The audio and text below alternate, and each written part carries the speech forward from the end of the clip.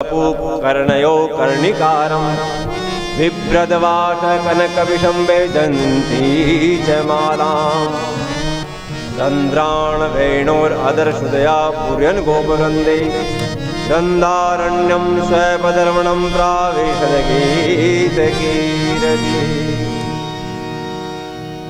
जो श्लोक सुना सुखदेव मुनि कुटिया से बाहर आए कि कौन गा रहा है। पूछा कि तुम कहां से आते हो, ये श्लोक मधुर मधुर कहां से लाते हो। कहा कि हम वेदव्यास जी के आश्रम से आए हैं और जब हमको डर लगता है तो वेदव्यास जी ने हमको मंत्र दिए दो चार कि आप गाते रहना ताकि आपको डर नहीं लगेगा, किसी भी प्रकार का भय नहीं सताएगा।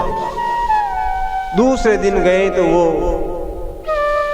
और मंत्र लाए दूसरा। कहा कि जो 16 आना जिसमें वैराग्य है, सुखदेव मुनि जो भगवान शंकर के अंश अवतार हैं, उनको कोई लेना देना नहीं है, वह भी कृष्ण की भक्ति में आने की इच्छा प्रकट कर दी। लेकिन दूसरे कृष्ण सोचा कि अगर मैं भगवान कृष्ण की भक्ति करूं तो उनको माखन मिश्री का भोग चाहिए, और उस माखन मिश्री में कहां से लाऊंगा, मैं तो जंगल में बैठा हूं।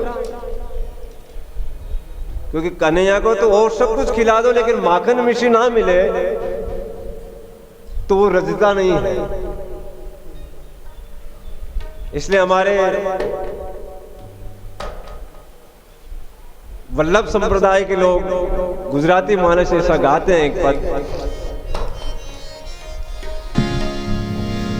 काना ने माखन बावे, काना ने मिश्री बावे, काना ने माखन बावे रे, काना ने मिश्री बावे रे, काना ने माखन बावे रे, काना ने मिश्री बावे रे, काना ने माखन बावे, काना ने मिश्री बावे रे, काना ने माखन बावे रे, काना ने मिश्री बावे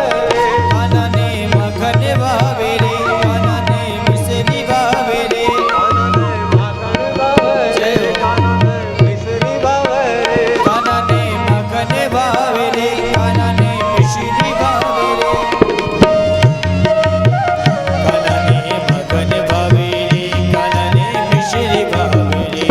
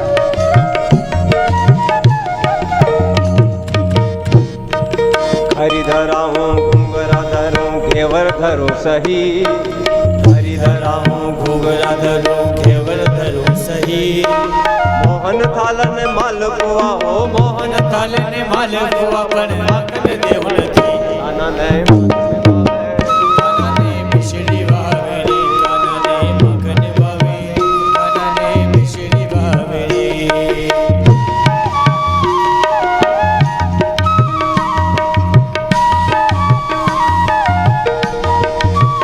जय हो।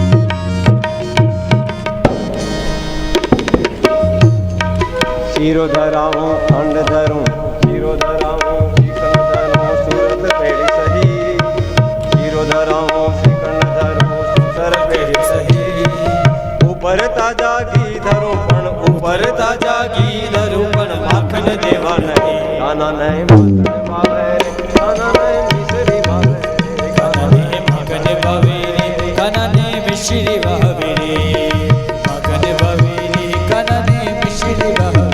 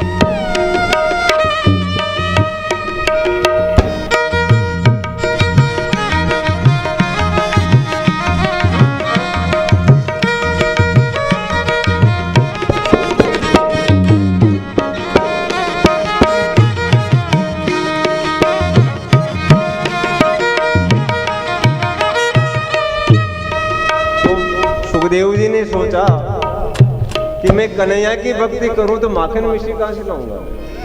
जय हो। तो शिष्यों ने कहा कि चिंता मत करो, वो जहर भी पी लेते हैं,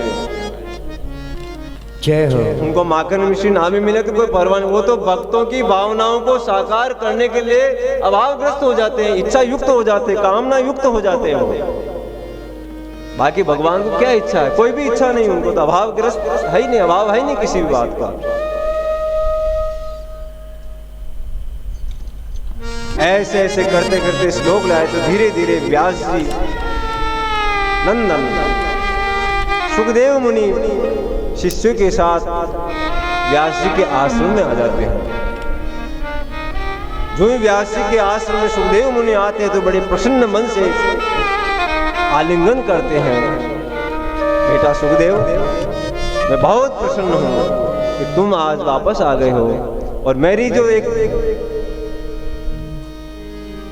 टेंशन थी दिमाग में कि इस भागवत शास्त्र को मैं किसको प्रदान करूं, क्योंकि इसमें 16 आना वैराग्य किसी को न हो तो पात्र नहीं कहला सकता। और श्रीमद् भागवत महापुराण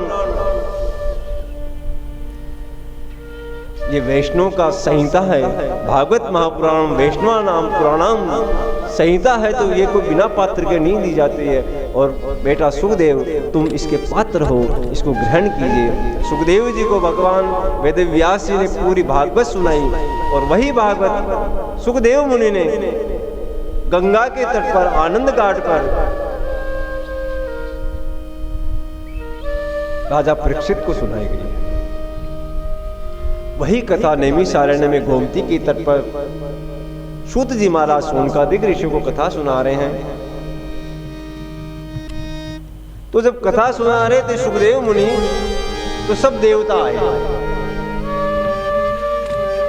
देवताओं ने अंतरिक्ष से देखा कि गंगा के तट पर क्या उत्सव मनाया जा रहा, क्या उत्सव मनाया जा रहा। सब संत मंत लोग, ऋषि मुनि, महाज्ञानी लोग वहां बैठे हुए कथा सुन रहे हैं।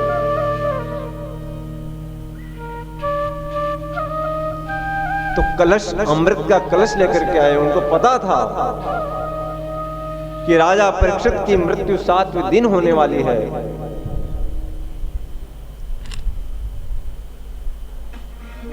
उसके भय के चलते, उनके उद्धार के चलते सुखदेव मुनि कथा श्रवण करवा रहे हैं। एक बात है, जो कथा सत्संग वो मृत्यु लोक में ही है, वहां स्वर्ग में और बैकुंठ में कथा है ही नहीं।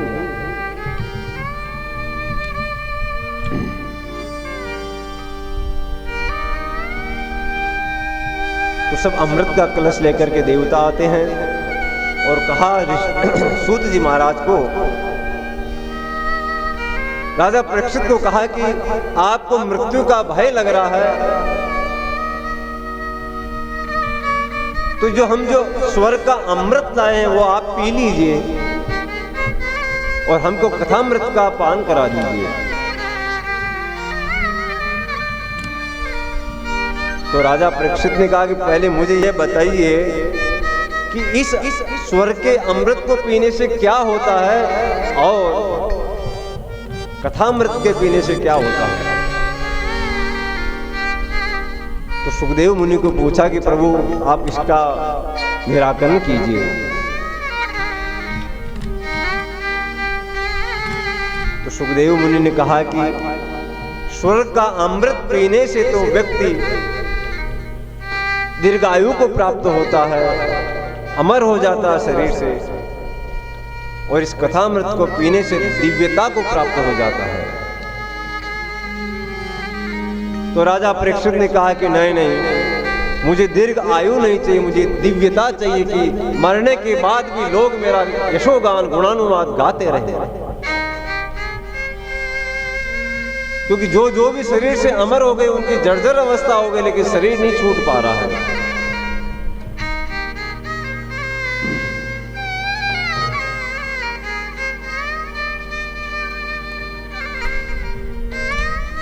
तो सुखदेव मुनि कह रहे हैं कि देवताओं तुमको कथा नहीं मिलेगी, क्योंकि कथा का पात्र भी होना जरूरी है कि जिसमें 16 आना वैराग्य वही कथा का गान कर सकता है, और जिसमें पात्रता 16 आना वैराग्य, जिसमें संसार में राग नहीं है, वही कथा का सुनने का अधिकारी है। हरि कथा के तेहि अधिकारी, हरि कथा के तेहि अधिकारी, जिनको सत्संगति अति प्यारी।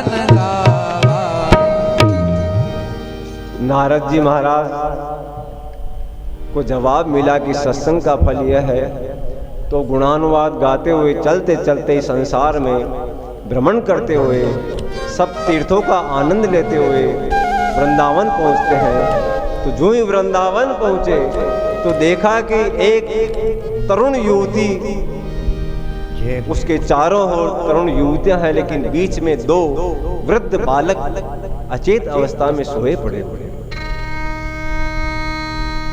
बड़ा प्रयास कर रही है, सब चारों तरफ जो गोपियां हैं, स्त्रियां हैं नवयुग, वो चवर डुला रही है। तो देखा कि नारद जी वृंदावन में गुणानुवाद गाते हुए जा रहे हैं। तो कहा कि भो भो साधो क्षणम तिष्ठम चिंताम अपि नाशय, दर्शनम दर्शनम तव लोकस्य सर्वथा हरम परम। हे नारद जी महाराज, आपका दर्शन बड़ा ही दुर्लभ है, और आप इस वृंदावन की नगरी में आप पधारे हैं, धन्य धन्य हैं हम। और आपका दर्शन हमारी चिंताओं का नाश करने वाला है, तो एक क्षण रुकिए और हमारी इस चिंता का विनाश कर दीजिए। तो नारद जी ने कहा, तो घूमते घूमते वो नारद जी बद्रिका क्षेत्र में जाते हैं। और जब बद्रिका क्षेत्र में गए तो सनकादिक ऋषियों से नारद जी की मुलाकात हुई। तो सनकादिक ऋषियों ने कहा कि नारद जी, आप राम के दास होकर के उदास कैसे घूम रहे हैं? तो फिर कहा कि सनकादिक ऋषियों, कि मैं जब ऐसे भ्रमण करते करते वृंदावन में आया तो मुझे एक तरुण स्त्री मिली और उन्होंने आवाज लगाई कि आप साधु हैं, आप रुक के हमारी चिंता का नाश कर दीजिए। हम अखंड ब्रह्मचारी हैं, बाल ब्रह्मचारी, हम स्त्रियों के पास नहीं जाते, लेकिन हम करुणा करके 2 मिनट रुके तो उस स्त्री ने कहा कि आप हमारी चिंता का हरण कीजिए। तो मैंने पूछा कि तुम कौन हो और ये तुम्हारे चारों तरफ कौन है? तो कहते कि मैं भक्ति महारानी हूं, द्रविड़ देश में मैं उत्पन्न हुई हूं, कर्नाटक में मैं बड़ी हुई हूं, महाराष्ट्र में मेरा कुछ सम्मान, गुजरात में कुछ मेरा महाराष्ट्र में सम्मान हुआ है और गुजरात में मैं वृद्ध हो गई हूं। लेकिन यहाँ वृंदावन में आते आते मैं तो तरुण हो गई हूँ, जवान हो गई हूँ, लेकिन मेरे जो दोनों पुत्र हैं ज्ञान और वैराग्य, ये अभी वृद्ध और अचेत अवस्था में है। क्योंकि वृंदावन में आने के बाद हर एक जीव को भक्ति तो ग्रहण करता, लेकिन ज्ञान और वैराग्य उसको नहीं चढ़ता। और जब तक माइंड ज्ञान और वैराग्य नहीं होगा तब तक भक्ति काम नहीं करेगी। गुरु बिन होए न भक्ति, गुरु बिन होए न ज्ञान, ज्ञान टिके वैराग बिना। गुरु के बिना ज्ञान नहीं होता है और वैराग के बिना ज्ञान टिकता नहीं है। तो ज्ञान और वैराग का होना जरूरी है जीवन में, तभी भक्ति टिक पाएगी। और वृंदावन में केवल भक्ति तो तरुण हो गई, लेकिन ज्ञान और वैराग्य खोखले रह गए, वो वृद्ध अवस्था में है। मैंने बहुत प्रयास किया, नारद जी कह रहे हैं कि सनकादिक ऋषियों, मैंने बहुत प्रयत्न किया, गीता का पाठ सुनाया, विष्णु सहस्त्र नाम सुनाया, कीर्तन सुनाया, अरे ओ ज्ञान, अरे ओ वैराग्य, उठो उठो उठो, लेकिन उठे नहीं। तो आकाशवाणी होती कि नारद जी तुम्हारा उद्योग सफल होगा, लेकिन तुम सत्कर्म करो। तो मैं समझ नहीं पाया हूं कि सत्कर्म क्या है।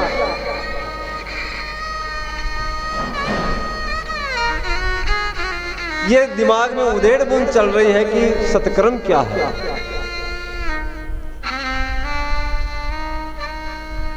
तो सनकादिक ऋषियों ने कहा कि नारद जी, इस कलिकाल में, इस संसार में सबसे बड़ा जो सत्कर्म है वो है श्रीमद् भागवत कथा का गान करना। और जब श्रीमद् भागवत कथा का गान ही सर्वश्रेष्ठ सत्कर्म कहा गया है। लेकिन नारद जी एक बात है कि श्रीमद् भागवत कथा का गान करने वाला भी पात्र व्यक्ति हो और सुनने वाला भी अगर पात्रता रखता हो तो निश्चित रूप से उसका सत्कर्म भगवत प्राप्ति करवा देगा। तो नारद जी ने कहा कि प्रभु, मैं अब श्रीमद् भागवत कथा का गान करने वाला ऐसा सत्पात्र तो मैं कहां से ढूंढूंगा? आप स्वयं ही चल करके उस पवित्र पावन भूमि पर, गंगा के तट पर आप ही श्रवण करवा दीजिए। तो सनकादिक ऋषियों ने करुणा करके बद्री क्षेत्र से हरिद्वार में गंगा के घाट पर, आनंद घाट पर आते हैं और मुख्य श्रोता में नारद जी ने, सनकादिक ऋषियों ने कहा कि आप अगर इसका श्रवण करें तो निश्चित रूप से सत्कर्म में सफलता मिलेगी। तो सनकादिक ऋषि व्यास आसन पर विराजमान है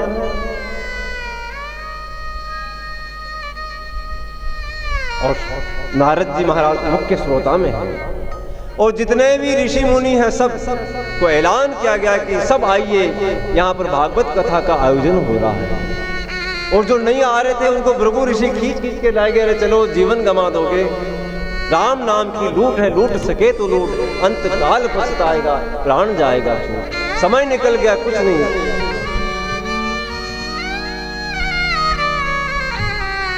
तो बड़े भाव से सनकादिक ऋषि भागवत की कथा सुना रहे हैं, नारद जी सुन रहे हैं। लेकिन जो ही सुना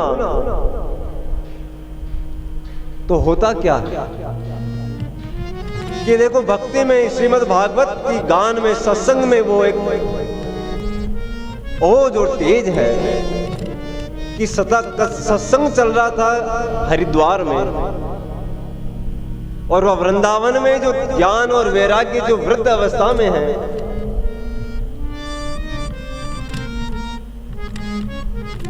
वह जाग गए वहां पर। और जागते जो ही सत्संग का सुना कानों में, जग गए। जगे ही नहीं, वो जिनकी वृद्धा अवस्था खत्म हो गई, वो जवान हो गए।